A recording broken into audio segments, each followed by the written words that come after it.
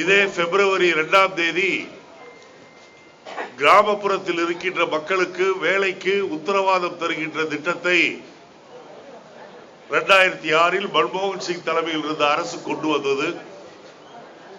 அது ஆரம்பித்து இன்றோடு 10 ஆண்டுகள் நடைபெற்றுக் கொண்டிருக்கின்றன.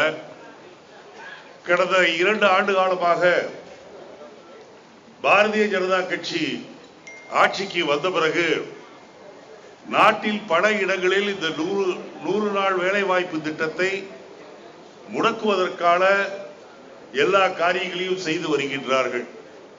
கிராமத்தில் குறிப்பாக அனாதைகளாக இருக்கின்ற பெண்கள், தாழ்த்தப்பட்ட வகுப்பை சார்ந்தவர்கள், அவர்களுக்கு ஒரு நன்மை தருகின்ற திட்டமாக இந்த திட்டம் இருந்திருக்கின்றது. இதை கெடுப்பதற்கு பாரதிய ஜனதா கட்சி முயற்சி செய்து கொண்டிருக்கின்றது. தமிழகத்தை பொறுத்தவரையில் கிட்டத்தட்ட 94 லட்சம் பேர் இந்த திட்டத்தால் தொடர்ந்து பயனடைந்து வருகின்றார்கள். இது முடக்கப்படுமேயானால் கிராமத்திலே இருக்கின்ற ஏழை எளிய மக்களுக்கு வாழ்வாதாரம் என்பது இல்லாமல் போய்விடும். ஆகவே இந்த விஷயத்தில் பாரதிய ஜனதா கட்சி கவனத்தோடு இருக்க வேண்டும் என்று நான் கேட்டுக்கொள்கின்றேன். அடுத்தபடியாக தமிழக அரசு அறிவித்திருக்கின்ற பப்ளிக் சர்வீஸ் கமிஷனுடைய குழுவிலே 11 பேர் தானே 11 பேர் போடப்பட்டிருக்கின்றார்கள். அந்த 11 பேரும் அனைத்து இந்திய அண்ணா திராவிட முன்னேற்ற கழகத்தை சார்ந்தவர்களாக இருப்பது மிகப்பெரிய ஒரு கொந்தளிப்பை ஏற்படுத்தி இருக்கின்றது. இந்த 11 பேரில் பெண்கள் ஒருவர் கூட இல்லை என்பதும் மிகப்பெரிய கவலைக்குரிய ஒரு விஷயமாகும். ஆகவே பப்ளிக் சர்வீஸ் கமிஷனில் 11 உறுப்பினர்கள் அறிவித்ததை ரத்து செய்துவிட்டு முறையாக தகுதியானவர்களை, பெண்களை, தலித் வகுப்பை சார்ந்தவர்களை போடுவதற்கு இந்த அரசு எல்லா முயற்சிகளையும் எடுத்துக்கொள்ள வேண்டும் என்று நான் கேட்கின்றேன்.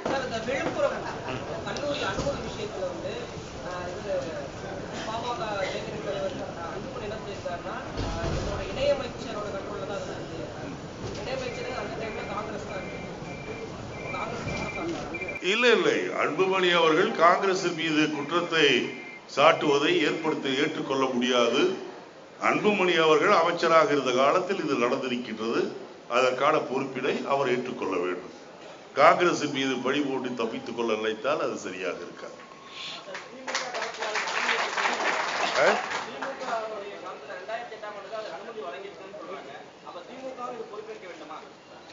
நீங்க நடந்த விஷயம் என்பது ஒரு சோகமான விஷயம், ஒரு துயரகரமான துக்ககரமான நிகழ்ச்சி. மீண்டும் இது போன்ற சம்பவங்கள் தமிழகத்திலே நடைபெறக்கூடாது. ஆகவே இந்த சம்பவம் நடைபெறுவதற்கு யார் காரணம் என்பதை தீர விசாரித்து அவர்கள் மீது நடவடிக்கை எடுத்தால்தான் சரியாக வருமே தவிர ஒருவர் மீது ஒருவர் பழி போட்டுக் கொண்டிருந்தால் இதற்கு தீர்வு கிடைக்காது.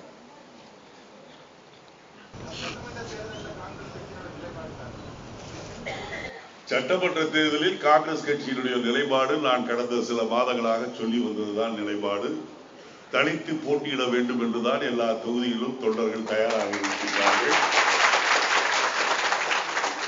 கூட்டணி ஏற்படுகின்ற சூழ்நிலை வருமையால் அதை பற்றி மேலிடம் முடிவு எடுக்கும் என்பதை மட்டும் நான் சொல்லிக் கொள்ள விரும்புகிறேன்.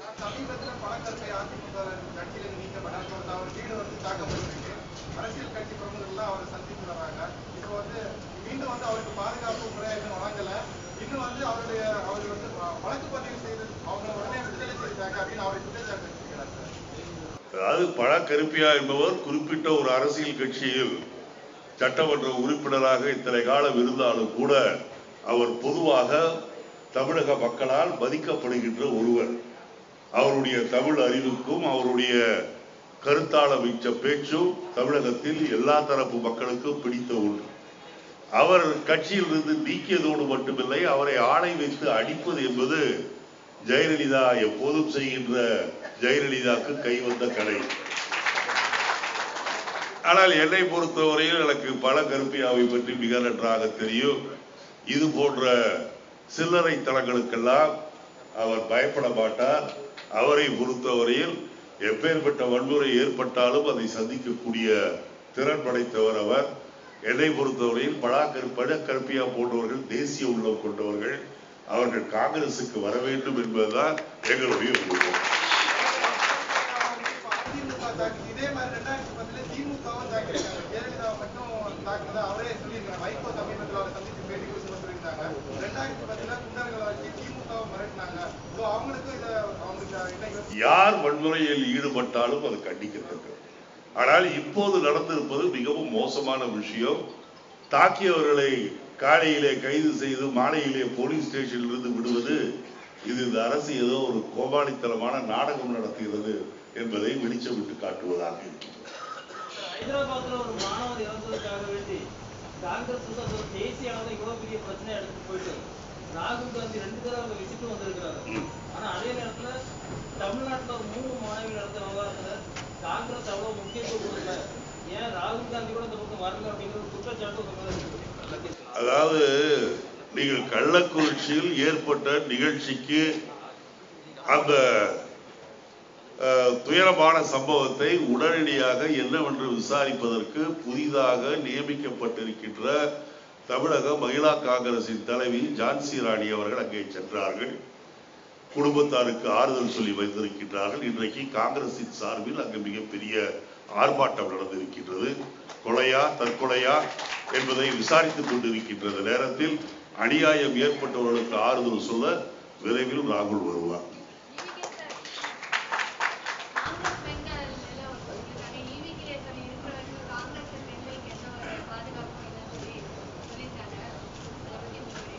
சொன்னவர் இருக்கின்ற வரைக்கும் தான் எனக்கு பாதுகாப்பு இல்லாமல் இருந்தது. அவர் போய்விட்டதால் நாங்கள் ரொம்ப பாதுகாப்பாக இருக்கிறோம். நாங்கள் இப்போது ரொம்ப பாதுகாப்பாக இருக்கிறோம்.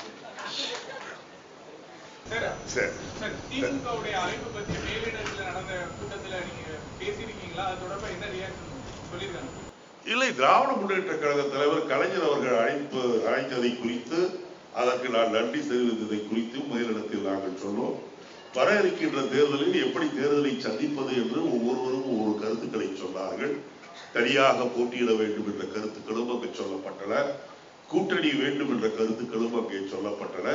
யாரோடு கூட்டணி என்பதை பற்றி தான் நான் இப்போது இங்கே விரிவாக பேசுவது சரியாக இருக்காது.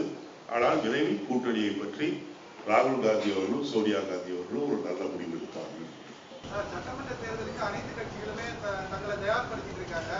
விருப்பம் வாங்குறது அப்படியான வேலைகள் எல்லாம் தொடங்கியிருக்காங்க. காங்கிரஸ் கட்சி அந்த வேலைகளில் எதுவுமே ஈடுபடலே என்று நீங்கள் சொல்வது தவறு. நானும் கடந்த 15 நாட்களாக தமிழகம் முழுவதும் பல இடங்களிலே பொதுக்கூட்டங்களை பேசிக்கொண்டு வருகின்றேன். 64,000 வாக்குச்சாவடிகளுக்கும் வாக்குச்சாவடி முகவர்கள் அமைக்கின்றபடி கிட்டத்தட்ட முழுவதுமாக நாங்கள் முடித்திருக்கின்றோம். யார் யார் போட்டியிட வேண்டும் என்று விரும்புகின்றார்களோ அவர்களிடமிருந்து அந்த விருப்ப மனுக்களை நாங்கள் விரைவில் வாங்க இருக்கின்றோம். அது மாவட்ட வாரியாக வாங்குவதா இல்லை தலைநகர் சென்னையிலேயே வாங்குவதா என்பது குறித்து ஒரு சின்ன முடிவு எடுக்க வேண்டும். எடுத்தவுடன் இந்த படித்தோம். இன்னையிலிருந்து மோடி அவர்கள் இஎஸ்ஐ ஆப்ரேட்டர் கோயம்புத்தூர் வந்திருக்காரு. அது பிறகு நடக்கக்கூடிய பொதுக்கூட்டத்திலிருந்து அக்கட்சி தேர்தல் பிரச்சாரத்துக்கு போகிறதா முதல்கட்ட தலைவர்கள் தெரிவிச்சிருக்காங்க. உங்களுடைய தேர்தல் பிரச்சாரங்கள் எப்போ தொடங்க? எங்களுடைய தேர்தல் பிரச்சாரம் என்பது நாங்கள் ஏற்கனவே தொடங்கி கிட்டத்தட்ட 1 வருடம் ஆகின்றது. நாங்கள் மக்களை எல்லாம் சந்தித்து இன்றைக்கு சென்ற பாராளுமன்ற தேர்தலின் போது மக்களுக்கு காங்கிரசின் மீது கொஞ்சம் வெறுப்பு இருந்தது என்பது எனக்கு தெரியும். ஆனால் இன்றைக்கு கிட்டத்தட்ட 16 மாதங்கள் மோடியினுடைய ஆட்சியினுடைய தன்மையை பார்த்துவிட்ட பிறகு இன்றைக்கு காங்கிரஸ் தான் இந்த நாட்டை காப்பாற்ற முடியும் என்ற நம்பிக்கையில் தமிழக மக்கள் வந்து கொண்டிருக்கின்றார்கள் என்பதற்கு அடையாளம் நான் கலந்து கொள்கின்ற கூட்டங்கள், காங்கிரஸ் கூட்டங்களுக்கெல்லாம் மக்கள் மிகப்பெரிய அளவிலே வருகின்றார்கள் என்பதே ஒரு நல்ல அறிகுறிதான். காங்கிரஸ் ஆட்சியில் இருக்கும்போது மீனவர்கள் தாக்கப்படுறாங்க, சிறைப்பிடிக்கப்படுறாங்கிற பிரச்சனை விஸ்வரூபம் எடுத்துருந்துச்சு. ஆனா தற்போது மோடி ஆட்சி ஏற்றப்படாம சமீபத்தில் கச்சத்தீவு பகுதியில் மீன் பிடித்திருந்த மீனவர்கள் தொடர்ந்து தாக்கப்பட்டிருக்காங்க, மடங்கள் தாக்கப்பட்டிருக்கு, சிறைப்பிடிக்கப்பட்டிருக்காங்க. அவங்க தொடர்ந்து என்ன சொல்றாங்கன்னா, காங்கிரஸ் ஆட்சியில் இருக்கும்போது நடந்ததை விட இப்போ கம்மியா தான் நடக்குது. மோடி பேச்சுவார்த்தை நடத்தி விரைவாக அவங்கள வீட்டு கொண்டு நடவடிக்கை எடுத்துட்டு இருக்காங்க அப்படின்னு சொல்லிருக்கீங்க. நீங்க எப்படி பாக்குறீங்க? அதாவது காங்கிரஸ் காலத்தில் மீனவர்கள் பிடிபட்ட போது ஒவ்வொரு முறையும் காங்கிரஸ் அரசு இதை இலங்கை அரசிடம் எடுத்து சென்று மீனவர்களையும் அவர்களுடைய படகுகளையும் விடுவித்ததாகத்தான் வரலாறு.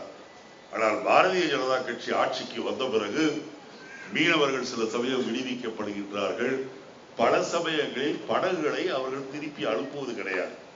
அது மட்டுமல்ல, மோடி அவர்கள் ஆட்சிக்கு வரும்போது என்ன சொன்னார் என்று சொன்னால், இந்த மீனவர்கள் பிரச்சனையை தீர்ப்பதற்கு பாரதிய ஜனதா கட்சி ஆட்சிக்கு வந்தவுடனேயே தனி அமைச்சரவையை நாங்கள் அமைப்போம், தனி அமைச்சரை இதுக்காக அமைப்போம் என்று சொன்னார்கள்.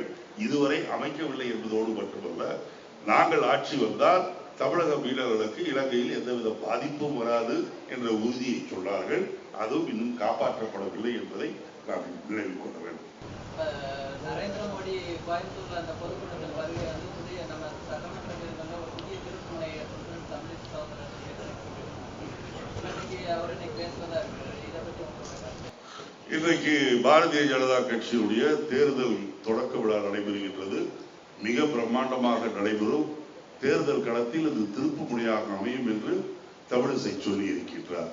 நான் நினைக்கின்றேன், கோயம்புத்தூர் கூட்டம் முடிந்தவுடன் நாளை காலையில் தமிழக சட்டமன்ற தேர்தலை பாரதிய ஜனதா கட்சி தனித்து நின்று சந்திக்கும் என்ற அறிவிப்பு வரும் என்று நான் நம்புகின்றேன்.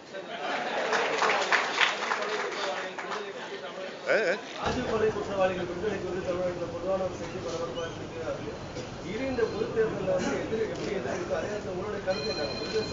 என்னுடைய கருத்தை பொறுத்தவரையில் சட்டம் என்ன செய்ய வேண்டுமோ, சட்டத்திற்கு உட்பட்டு என்ன செய்ய முடியுமோ அது செய்யப்பட வேண்டும் என்று நாங்கள் விரும்புகிறோம்.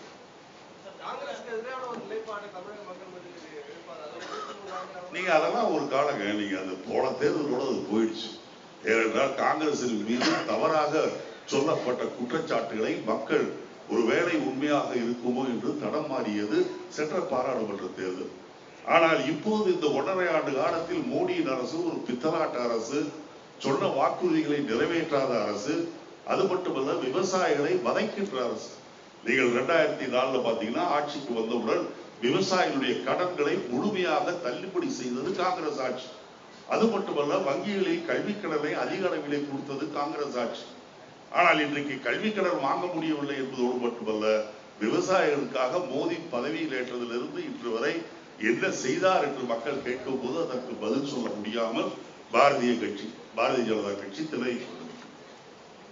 தமிழ்நாட்டு சட்டசபை தேர்தலை பொறுத்த வரைக்கும் ஆளுங்கட்சியை வந்து தோற்கடிக்கணும்னா ஒரு வலுவான கூட்டணி உருவாக்கும் அப்படிங்கிற ஒரு எண்ணம் பரவலா இருக்கு. ஆனா அதே நேரத்தில் அந்த கூட்டணியை வலுப்படுத்தணும்னா அதுல வந்து தேமுதிக சேரணும் அப்படிங்கிற மாதிரி எல்லா கட்சியும் வந்து தேமுதிகவே சுற்றி வருது. இந்த சூழ்நிலையில காங்கிரஸ் வந்து தனித்து போட்டியிடும் நாங்க தயார, கூட்டணிக்கும் தயார் நீங்க இருக்கிறீங்க. ஆனா நீங்க அதற்கான முயற்சியில மற்ற கட்சிகள் ஈடுபடும் போது நீங்க ஈடுபடல. ஏன்? நாங்கள் என்ன முயற்சியில் ஈடுபட்டோம், என்ன முயற்சியில் ஈடுபடவில்லை என்பதையெல்லாம் வெளிப்படையாக சொல்லக்கூடிய நிலைமையில் நாங்கள் இல்லை. எங்களை பொறுத்தவரையில் காங்கிரஸ் தேர்தலில் கணிசமான தொகுதிகளில் வெற்றி பெற வேண்டும். தனித்து நிற்பது சாத்தியமானால் தனித்து நிற்போம். மேலிடம் கூட்டணி என்று சொன்னால் கூட்டணி. ஆகவே யாரோடு பேசிக் கொண்டிருக்கின்றோம் என்பதையெல்லாம் நாங்கள் தினந்தோறும் சொல்லிக் கொண்டிருக்க முடியாது. அந்த கட்சிகளுடைய ஆபீஸ்களுக்கு பாரதிய ஜனதா கட்சியை போல் வாரத்திற்கு ஒரு முறை சென்று கொண்டிருக்க முடியாது.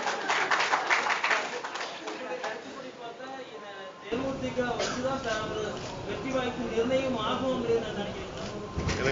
ஒரு கூட்டணியுடைய வெற்றிங்கிறது தேமுதிகவை அடிப்படையாக வைத்துதான் அமையும். இல்லை, என்னுடைய கருத்து பொறுத்தவரையில் ஒரு கூட்டணியுடைய வெற்றி என்பது மக்கள் ஓட்டு போடுவதை வைத்துத்தான் அமையுமே தவிர மற்றதை வைத்து அமைவதற்கு வாய்ப்பில்லை. சார் போதும் சார், நீங்களே மீட்டிங்க முடிச்சுட்டு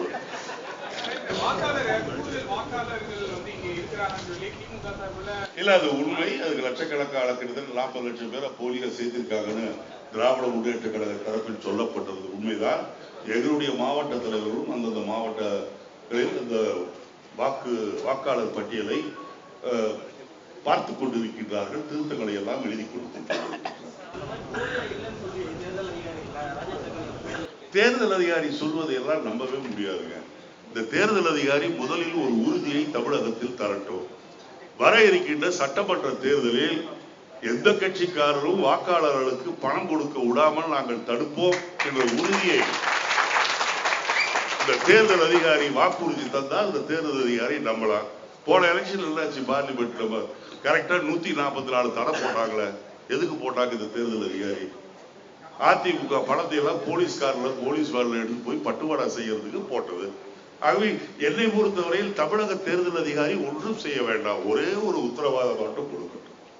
இந்த தேர்தலில் பணம், மக்கள் ஓட்டுக்கு கள்ளப்பணம் கொடுப்பதை நாங்கள் அனுமதிக்க மாட்டோம், அதை தடுப்போம் என்று ஒரு காரியத்தை மட்டும் ஒழுங்காக தேர்தல் காரியம் செய்தால் பரவாயில்லை, அதை நான் ஏற்றுக்கொள்கிறேன்.